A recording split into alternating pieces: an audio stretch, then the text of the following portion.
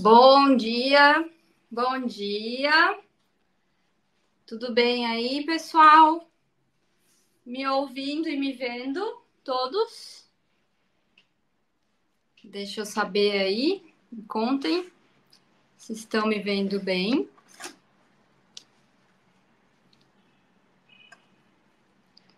Me vendo e me ouvindo. Sábado de manhã, né? A gente tá aqui para essa correção. Estão me ouvindo? Se alguém puder responder aí no chat.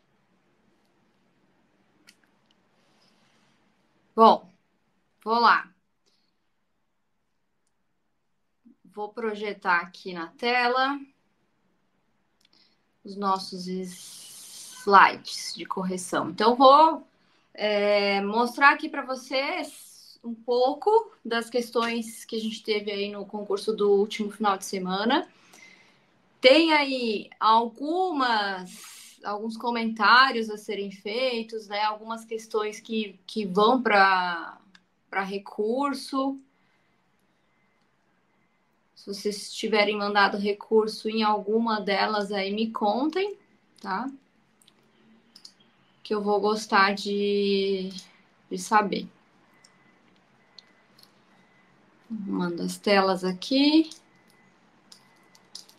Gente, foi muito correndo, né? Não deu nem tempo de anunciar muito bem, chamar mais gente aí para essa correção. Então, o importante é que os alunos depois vão receber aí a correção da prova, né? Vão receber essa correção gravada, tá bom? Para vocês conseguir consultar, né? E quem não conseguir assistir hoje, tá bom? Então, vamos falar aqui dessa primeira questão, tá? Que eu vou ter que aumentar aqui, que eu ainda não tô vendo bem, né? Então, era uma questão sobre história, né? E que toda a prova de medicina legal vai cair uma questão de história da medicina legal, então não adianta, tá? Isso sempre cai. Então, tem que estudar, não tem jeito, tá? Tem alguns livros, tá? Não tô com ele aqui, mas eu tenho alguns livros que eu gosto de estudar, eu vou mostrando para vocês, tá? Tem até livros de sebo em medicina legal.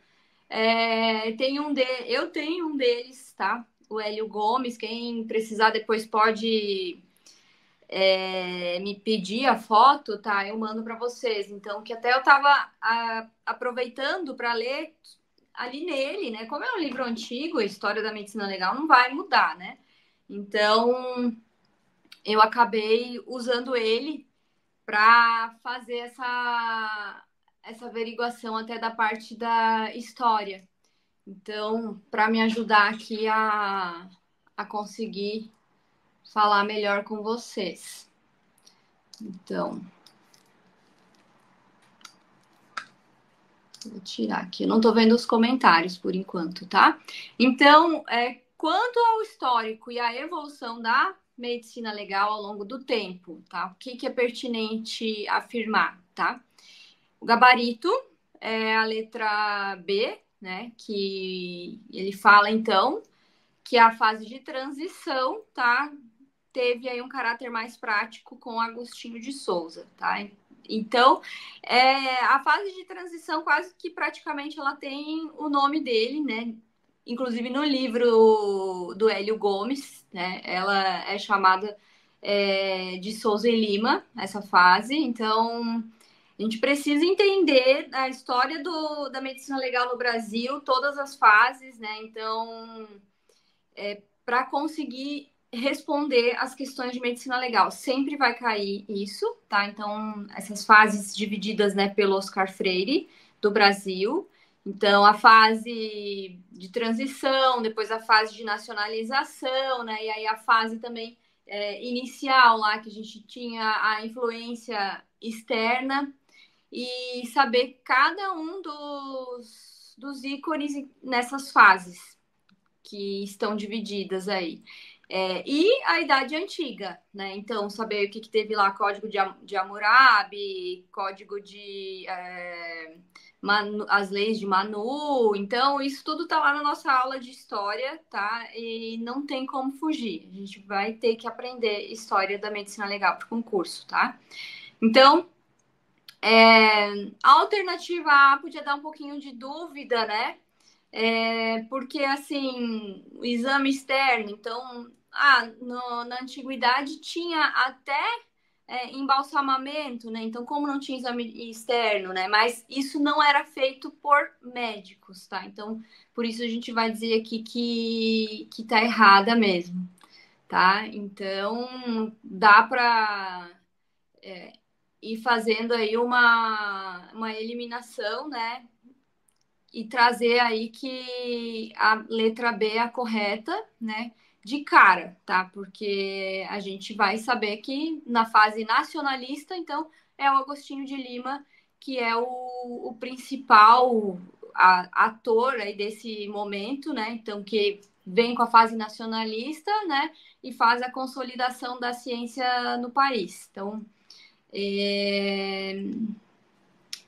a gente tem no período antigo aí, que pode confundir, né? O direito, o período romano, né? A contribuição por causa da necrópsia do Júlio César, né? Mas o direito e a medicina ainda eram um pouco dissociados nessa época, tá? Então não tinha ainda essa relação aí, né? Dos médicos bem marcada, tá? Então, ó, tranquilo. Eu peguei até do Hélio Gomes, tá? Então, essa foto. Então, segunda fase chamada de fase de Souza Lima, tá? Então, isso aqui é para nunca mais esquecer, tá? As fases da história da medicina legal, a gente precisa saber todas, tá? Para a prova. Aí a questão 34, tá? A questão 34 gera dúvida, né? Eu acho que muita gente deve ter errado, porque a gente pensa na narração escrita para uma autoridade policial, a gente vai pensar no laudo. E aí vai ficar ali sem achar talvez uma resposta. Parecer não tinha como ser, porque parecer é o assistente técnico, né, que vai fazer. Notificação compulsória não tem nada a ver, né? Então até tem aí alguns tipos de violência que tem a notificação compulsória, mas não tem nada a ver ali com a segunda frase de narração escrita, né? Se fosse uma explicação mesmo oral, né? Então a gente poderia, para uma autoridade policial, então uma narração dos fatos, então poderia ser chamado de auto, tá? Mas daí a primeira frase ali não tem como a gente chamar de laudo, porque uma declaração pura e simples de um ato médico vai ser o atestado, tá? Então, dentro da medicina legal, a gente chama também de relatório, tá? Então, vamos entender como um sinônimo, então, tá? Que é diferente de um relatório médico, né, para fins previdenciários que um médico assistente faz. Então, são dois documentos de forma diferente, tá? Aonde eu trouxe uma boa diferença, tá? Dos dois, no livro do doutor Ivan Miziara, tá? Foi meu professor aqui na residência, então tem algumas partes que tá interessante nessa parte aí de relatório médico legal, e na nossa apostila do médicolegista.info tá ok, escrito lá quem estudou por lá e teve atenção, né, ou quem fez a revisão antes da prova comigo conseguiu saber a diferença, né, quem prestou atenção nisso. Então, deixa eu ver um comentário aqui. Essa pergunta das fases. Na prova oral pode cair ainda algumas semelhanças, né, da prova teórica, né? Porque vai ser o mesmo conteúdo, né? Então, tem alguns conteúdos aí que eu já mapeei que não caíram na prova teórica, né? Que aí, de repente, são mais cotados para prática, né? Eu posso falar disso para vocês depois em uma outra aula, tá? Mas voltando aqui para o relatório médico legal, então, importante ter aí essa noção das diferenças dos documentos médicos dentro da medicina legal para fazer essa distinção, tá? Isso aqui a gente pode até considerar que era uma questão fácil. Eu fiz com vocês a prova também, né? Mas quando a gente dá aula é muito diferente, né? Não me preocupo em decorar porque tá aqui no slide, né? Então eu queria ver a dificuldade da prova. Então, muitas questões eu lembrei que eu falei exatamente na aula, né? Então eu ia comemorando, pensando, nossa, aqui, ó, meus alunos devem estar arrasando porque eu falei isso aqui na aula, né? Mas quem não prestou atenção é um pouco difícil de saber. Então, aqui, a respeito, então, da identificação de vítimas de desastres, os métodos primário e secundário. Então, a gente vai saber que a datiloscopia, o exame de DNA, né? Então, atende de uma forma positiva, né? Requisitos técnicos, né? Que a gente sabe que requisitos para a identificação de uma vítima, né? Que a gente precisa. Então, unicidade, imutabilidade, perenidade, classificabilidade e praticabilidade, tá? Então, né, o que a gente vai ver primeiro aí são os métodos, então, que fazem essa identificação, posso dizer que mais científica, tá?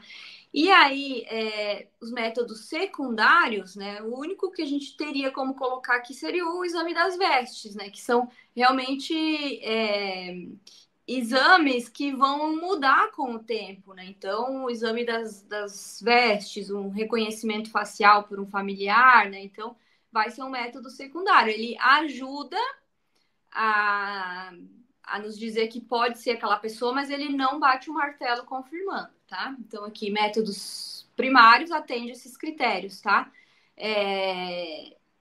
Isso aqui vocês têm que saber, tá? Isso aqui, para toda prova de medicina legal, vocês têm que saber. Pode ser que caia até esses critérios na prova oral, né? Uma boa pergunta aí. Coisas que a gente tem que decorar e que não é muito fácil, né? É grande chance de cair. Questão 36, então. Quem assistiu a aula, até coloquei os slides da aula aqui para me ajudar a explicar, tá? Quem assistiu a aula tem que ter acertado, né? Então, tem que decorar um pouquinho para conseguir acertar, mas assim, parece difícil fazer essa fórmula, mas não é, tá? Então, se a gente for ver aqui, ó, o sistema datiloscópico de Vucetich. Então, o que a gente vai ter que fazer, né? A gente pode usar aqui o nome veia para nos ajudar a decorar essa ordem, porque ela é importante. Então, verticílio, tá? Que vai ter o número identificado pelo número 4, presilha externa, tá? Que vai ser externa, então, número 3, interna, então, número 2 e arco, o número 1, tá? Então, é invertido, né? Então, ele vai fazendo uma contagem regressiva. E aí, essa fórmula, ela vai ser uma sucessão de letras e números, tá? Então, desde o polegar direito até o dedo mínimo esquerdo. E aí, o numerador, ele vai estar com a contagem da mão direita e o denominador com a mão esquerda, tá? Então, vou mostrar aqui para vocês. Isso aqui eu peguei do livro do França, tá? Então, por quê? Né? Medicina legal é difícil, viu, gente? A gente não consegue ter um livro só para tudo. Então, eu uso, quando preciso estudar, uns 3 ou 4 livros diferentes, tá? Para avaliar essas questões de concurso. Mas para a vida, depois de médico legista, não serão exatamente esses livros que vocês estudam para o concurso que vocês vão ter que utilizar, né? Então, vocês vão ter que buscar outras literaturas até internacionais aí para ajudar vocês. Então, o que a gente tem do verticílio? Ele tem um núcleo, tá? Um núcleo e 2 deltas, tá? Deixa eu arrumar minha tela aqui para eu conseguir mostrar para vocês aqui, tá? Então, um núcleo aqui e 2 deltas, tá? Nesse desenho aqui que tá um pouquinho atrás, tá? Que é o 4, tá? Verticílio, ó. 4, 3, 2, 1, tá? E o veia, né? Que é a gente usa as iniciais aqui. Aí o 3, presilha externa, um delta esquerda, tá? E o núcleo, tá? Ao contrário, tá? Então, não cheguei a sublinhar ele todo aqui, tá? Mas tá marcado para vocês. Aí, presilha interna, ao contrário, tá? E o arco não tem nada, tá? De delta, tá? E não tem o núcleo. Então, a gente vai ver essa conformação aqui. Aí a gente volta lá para tentar fazer a fórmula, né? Então, aí a gente lembra, né, do nome veia, 4, 3, 2, 1. Aí tem que lembrar do E de externa, I de presilha interna, né? E aí o arco e o verticílio. E aí a gente vai fazer uma fórmula, tá? Então, aqui uma fórmula genérica, tá? O primeiro dedo, então, ele do lado direito, né? Então, vai ser o... Sempre são os polegares, tá? E aí, o primeiro é representado pela letra, tá? E aí, depois, né? Poderia ser representado até pela letra, até poderia, tá? Mas aí a gente começa a colocar esses números, e os números são correspondentes a essa lista aqui que a gente cria. Então, vocês têm que decorar isso aqui para a prova, tá?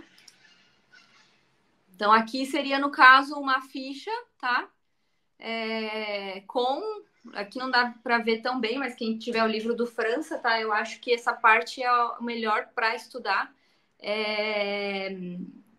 Pelo França mesmo, tá? Que ele aprofunda um pouquinho mais, assim, né? Eu acho ele um pouco mais didático nessa parte, mas tem coisas que os autores vão se contradizer, inclusive tem questões aí de prova que um autor fala uma coisa e outro fala outra, tá? Então eu até fiz recurso de algumas delas. Então vai ficar assim, tá? Essa fórmula. E aí o que a gente vai ter, né? A gente começa aqui, presença de 2 deltas. Quem tem 2 deltas? Esse aqui, verticílio. Adéltico, quem é? Né? Então, quem não tem delta? Que tá aqui. Quem não tem nenhum delta? É o 1, o arco. Tá? Quem tem o delta do lado esquerdo? A presilha externa, né? E aí depois, do lado esquerdo do observador, presença de 2 deltas, tá? E aí repete o verticílio. E o adéltico é o arco. Então, o último, né, o 1. E a gente forma essa sequência aqui, tá? Então, ele pediu só uma sequência, né? Que seria referente a uma das mãos.